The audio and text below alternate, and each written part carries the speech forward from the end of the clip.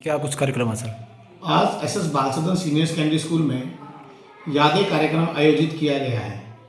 आज कक्षा 12वीं के बच्चे अपने जीवन के वास्तविक पड़ाव की ओर आगे बढ़ेंगे।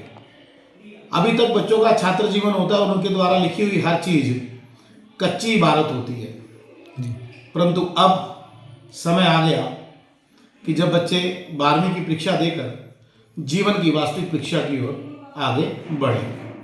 जी, मैसेज क्या कुछ देना चाहोगे जनता को? मेरा संदेश केवल इतना ही है कि 10वीं और 12वीं के छात्रों को कि कौन कहता है कि आसमां में छेद नहीं हो सकता, एक पत्थर तो तबीयत से उछालो यारो। जी, अभी हमारे पास 7 से 8 दिन और बाकी हैं। जी, बच्चे पूरी मेहनत करें, लगन से काम करें। हम साथ हैं, उनके माता पिता साथ हैं। जी, माता पिता बड़ी आशा में हैं कि उनके बच्चे जीवन में कामयाब हों और यही 10 दिन हमें कामयाबी की ओर आगे बढ़ा सकते हैं। तो आज से लग जाइए, जो अभी तक नहीं लगे थे आगे बढ़िए। बीती ताई बिसार दे, आगे की सुध ले। अब जो समय बीत गया सो बीत गया। आज से और अभी से बस हम लोगों ने मेहनत करनी है और आगे बढ़ना है। जी, उद्देश्य कैसे ऐसे कार्यक्रम का नाम का? ये कार्यक्रम का उद्देश्य इतना होता है कि बहुत सारे बच्चे हमारे पास नर्सरी से जुड़े हुए होते हैं, जी, जो उस कक्षा में आते हैं जब बच्चा ककहरा सीखता है, क्या क्या गया सीखता है। और आज 14 साल पूरे करने के बाद बच्चा हमें छोड़ के जाता है। ये विदाई होती है बच्चों की स्कूल से, इन डेस्कों से, उन पानी की टैप से, उन वॉशरूम से, पर बच्चों की विदाई नहीं होती टीचर के दिल से। ये उद्देश्य यही होता है कि हम एक प्रेरणा, एक प्यार, एक संदेश बच्चों को देते हैं ताकि बच्चे हंसते मुस्कुराते हुए जाएं और जीवन भर हंसते मुस्कुराते रहें। रवि मुंशी जी घर, उन्हीं के साथ हमारी बात और स्कूल प्रिंसिपल श्रीमती राजरानी जी घर, उन्हीं के साथ इस इंस्टीट्यूट में अहम रोल अदा करने वाले मेरे चाचा जी श्री नरेश कुमार जी का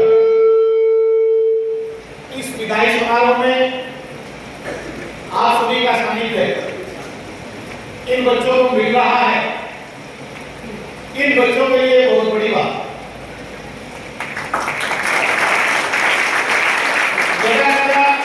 आप सभी का सानिध्य इन बच्चों को मिलता है, मिलता रहेगा, यही हम सब आशा है। ताकि आई कॉन्टैक्ट बने। वैसे तो परमात्मा की वजह से बात आती है माँ की और गुरुजन की। बच्चे का सबसे पहला गुरु, हम फिजिकल में भी पढ़ते हैं वस्तु के साथ सारा दिन बात करते हैं। परिवार बच्चे का पहला गुरु होता है, बच्चे की पहली गुरु होती है, और दूसरा गुरु होता है मास्टर। दोनों का एक ध्येय होता है कि उनका बच्चा, माँ का ध्येय होता है कि मेरा बच्चा जीवन में कामयाब हो, और दूसरा होता है मास्टर, जिसका ध्येय होता है कि मेरा बच्चा जीवन में कामयाब हो। वो कहते हैं कि जब हम बच्चे होते हैं, छोटे होते हैं, और माँ दूध पिलाती है अपना, माँ दूध पिलाती है अपना, तो जो बच्चा है ना वो 1 लाख माँ को मारता है, पर माँ फिर भी उसको दूध पिलाना बंद नहीं करती।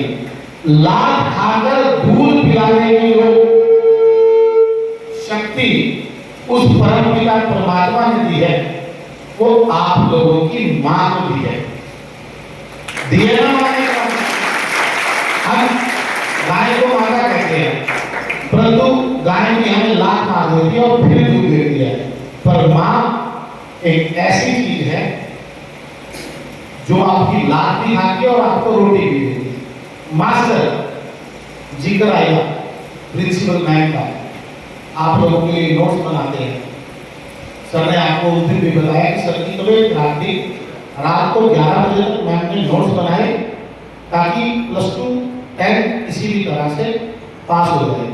दिनेश सर बीमार हुए, सर ने, प्रिंसिपल सर ने, एमडी सर ने, देखिए चिंता, दिमाग, योजनाएं कहाँ तक होती है।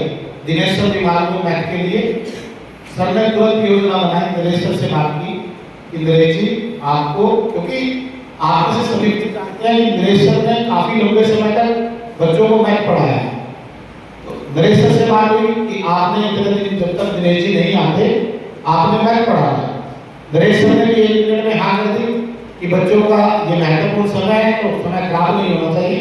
तो बाई चांस दिनेश ठीक हो गया, अगले दिन से इसमें स्कूल रीज्वाइन कर दिया।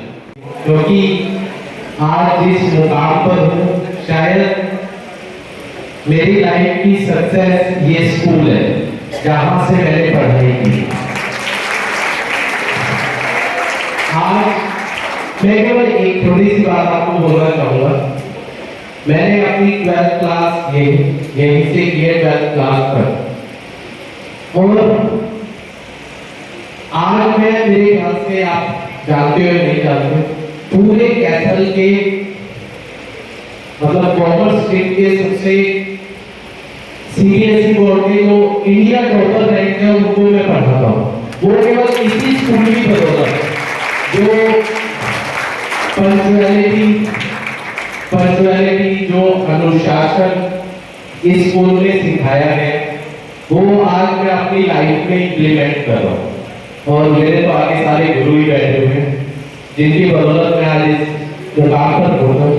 मैं केवल एक बात और आपको बोलना चाहूंगा, लाइफ में जब आप आगे बढ़ोगे तो हो सकता है आपको ये फील हो कि मैं हिंदी मीडियम से हूँ या मैं इंग्लिश मीडियम से हूँ या मैं सीबीएसई बोर्ड से हूँ या मैं एचपीएससी बोर्ड से हूँ। मैं आपको एक बात बोलना चाहूंगा, अभी मेरा एक स्टूडेंट हरियाणा बोर्ड से अपने स्कूल से ही दी थी उसने, वो फर्स्ट अटेम्प्ट में उसने सीए पास की और उसी के साथ वो 10th के बाद 11th में डीएवी में चला गया और वो बच्चा बीआरडीएम में था। वो बच्चा की सीए साथ में की उसने। वो बच्चा जो एचपीएससी से पढ़ा है वो फर्स्ट अटेम्प्ट में क्लियर कर गया, लेकिन वो बच्चा नहीं कर पाया। तो ये कोई मैटर नहीं करता आप हिंदी मीडियम में इंग्लिश मीडियम में। अगर आपको सक्सेस चाहिए और सक्सेस लेनी है तो आपके ऊपर डिपेंड करता है कि आप अपनी लाइफ को कितना सीरियसली लेते।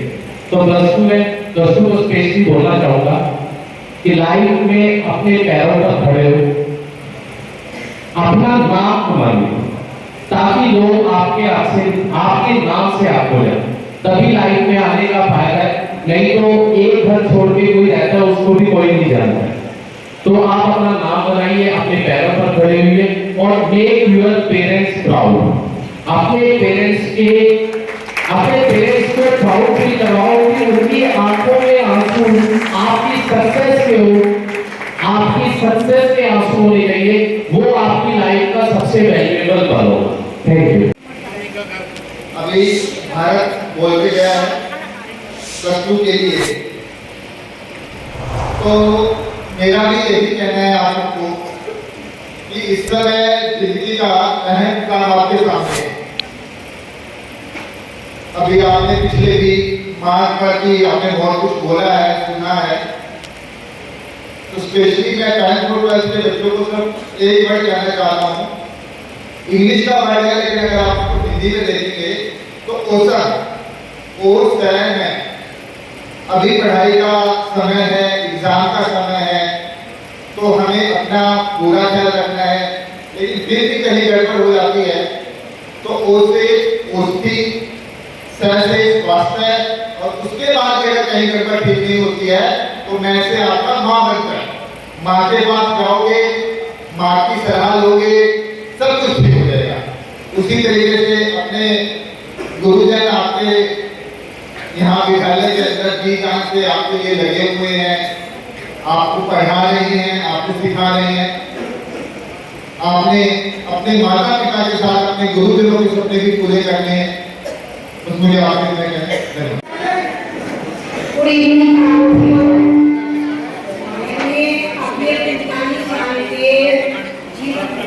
जो बात सीखी है, जो अनुभव की है, आज मैं +2 वाली बच्चों के साथ वही बात शेयर करना चाहती हूँ।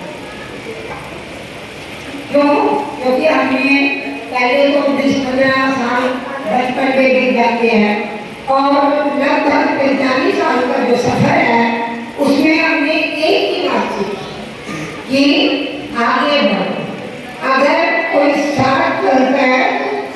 आगे हो। अगर कोई विरोध करता है तो उसके बाद हमने आगे बढ़ना है। हमने जीवन में केवल आगे ही आगे बढ़ना है, मुसीबतों को देखकर